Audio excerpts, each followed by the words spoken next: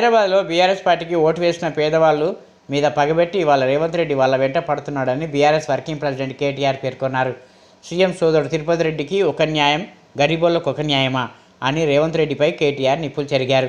తెలంగాణ భవన్లో ఏర్పాటు చేసిన షేర్లింగంపల్లి నియోజకవర్గం బీఆర్ఎస్ కార్యకర్తల సమావేశంలో కేటీఆర్ పాల్గొని ప్రసంగించారు. ఒకరోజు ఆదిలాబాద్కి సంబంధించి మన నాయకురాలు, ఒక సీనియర్ నాయకురాలు నాకు ఒక 4-5 నెలల కింద నా దగ్గరికి వచ్చింది. ఆమె వచ్చి, అన్న జర మీరు అర్జెంటుగా షేర్లింగంపల్లి ఎమ్మెల్యేకి ఒక ఫోన్ చేయాలి అన్నది. ఎందుకమ్మా అన్న, మావాడు అయ్యప్ప సొసైటీలో ఒక బిల్డింగ్ కడుతున్నానా, ఆడ ఈ జిహెచ్ఎంసీలో చాపుతురట, ఎమ్మెల్యే చెప్తే ఇంటరట, జర ఒక ఫోన్ చేయన్నా అని వచ్చింది. నేను ఫోన్ చేసిన, అప్పుడు ఎమ్మెల్యే మన పార్టీలోనే ఉండే.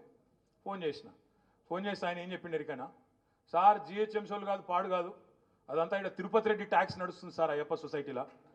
ఒక్కొక్క స్లాబ్కు అక్కడ 500 గజాల లోపల అయితే 10 లక్షలు ఇవ్వాలి, 500 గజాల పైన 1000 గజాల లోపల ఉంటేనేమో 18 లక్షలు ఇవ్వాలి సార్. ఇది తిరుపతి రెడ్డి ట్యాక్సు.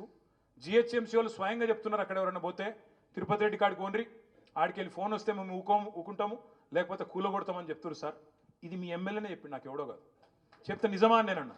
అవును సార్, నిజం సార్, మాదాపూర్లో ఆఫీస్ ఉన్నది, ఆయన్నే నడిపిస్తున్నాడు, మీకు కావాలంటే మాదాపూర్ ఆఫీస్ కాడికి, తిరుపతి రెడ్డి ఆఫీస్ కాడికి పోతే రోజుకో 200 మంది కనబడతారు సార్ అన్నాడు.